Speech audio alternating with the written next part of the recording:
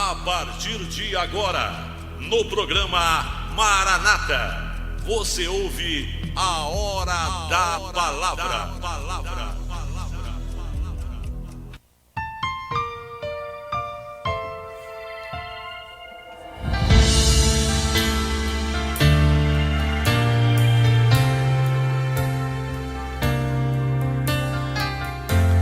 Primeira Reis, capítulo 3, verso 27. Respondeu o rei: dai este menino vivo, e de maneira alguma mateis, porque esta é a sua mãe. Meu querido irmão, minha querida irmã que está me ouvindo nesta manhã pela regional, você que posteriormente estará ouvindo pelo Facebook ou pelo YouTube.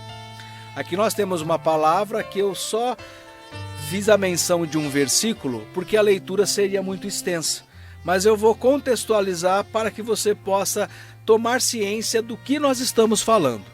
Aqui está localizado no Antigo Testamento essa passagem e fala de duas prostitutas, duas mulheres que viviam na mesma casa, e as duas, coincidentemente, tinham filhos recém-nascidos e da mesma idade e com características semelhantes. E durante a noite, uma mãe, ao deitar, acabou sufocando o seu filho de maneira que ele veio a falecer. E ela acordou assustada, porém em silêncio, com a morte do seu filho, e ficou preocupada com aquilo que havia ocorrido com a criança. E ela não queria perder a possibilidade de criar o seu filho, mas ela percebeu que naquele momento a sua história de mãe estava encerrada naquela circunstância. Ela teve uma ideia. Ela pegou a criança morta, levou até onde estava a outra mãe com o seu filho, trocou as crianças e a levou. Pegou a outra criança e levou para um outro espaço da casa, de maneira que a outra mãe que dormia não percebeu.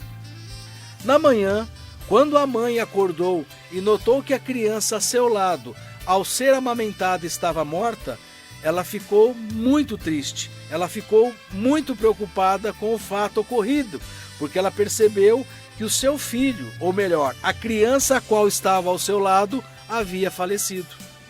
Porém, quando ela olhou bem para a criança ao raiar do sol, ela percebeu que a criança morta não era o seu filho. E aí ela indagou a outra mulher, aquela que era companheira de quarto, companheira de casa, dizendo: olha, esse filho que está morto não é o meu filho é esse que está aí no seu colo, é o que está vivo. E as duas não entraram em um acordo, as duas não tiveram como resolver essa pendência. E a solução encontrada para elas foi procurar o rei, procurar o juiz, para que ele pudesse dar uma sentença, para que ele pudesse julgar o caso e assim fazer o que era mais justo, o que era mais correto.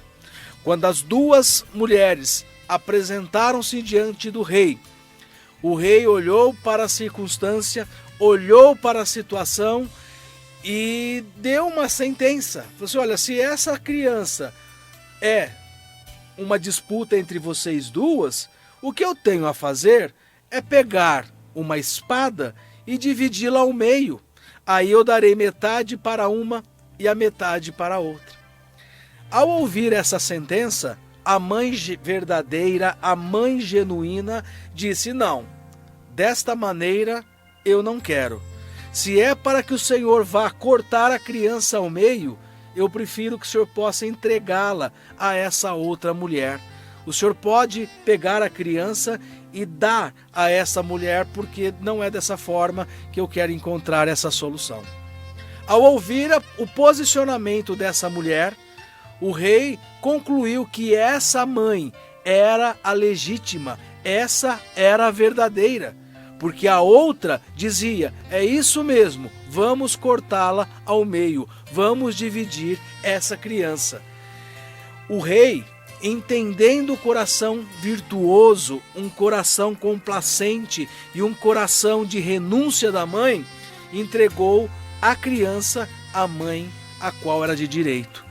E a partir desse momento, nós vamos ver que esse rei, que esse juiz estabeleceu a justiça perante uma causa a qual foi lhe apresentada.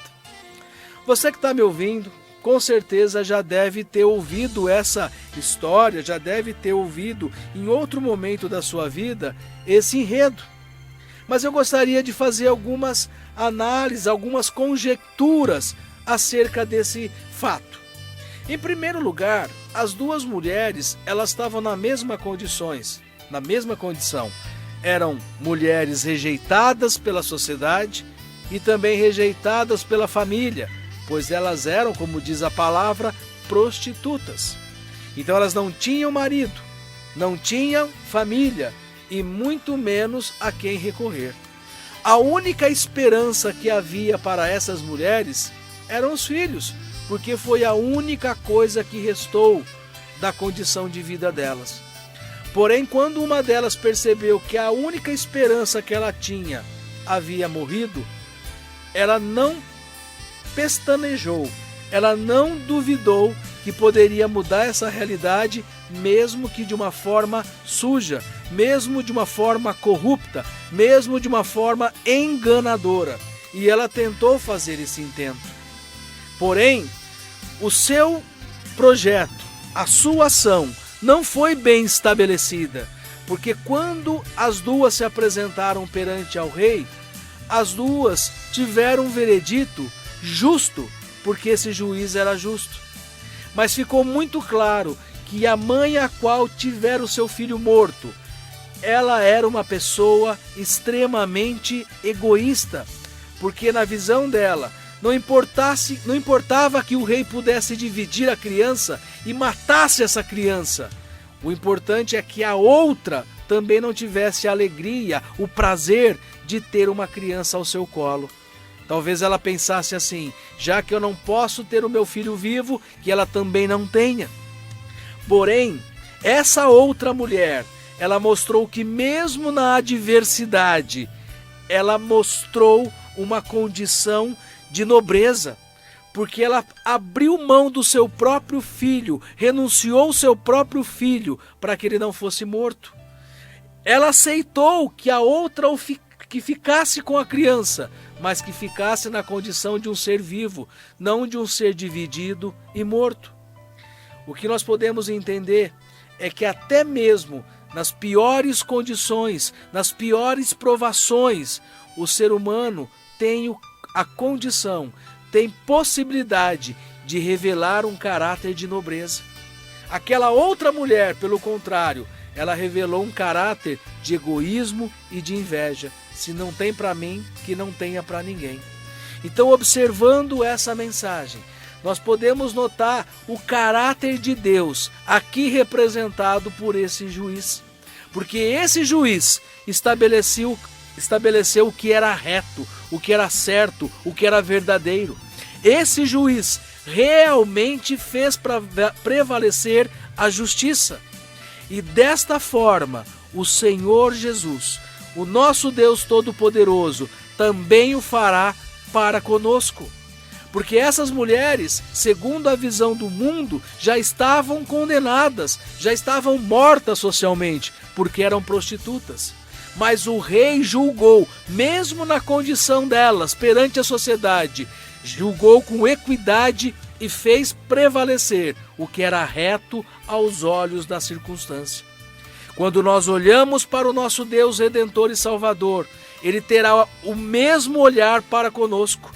Não importa a nossa condição, que nós sejamos assassinos, ladrões, corruptos, drogados, as piores coisas que um ser humano possa fazer.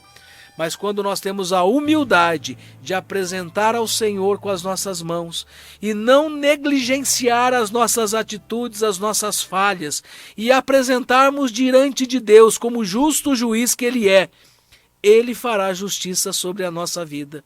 Porque o reconhecimento da nossa falha, o reconhecimento das nossas transgressões, toca a mão de Deus, para que a justiça dele prevaleça sobre as nossas vidas. Que esta palavra possa estar no seu coração, Que você possa ser abençoado por esse Deus justo, mas acima de tudo, amoroso e misericordioso. Que Deus te abençoe em nome de Jesus.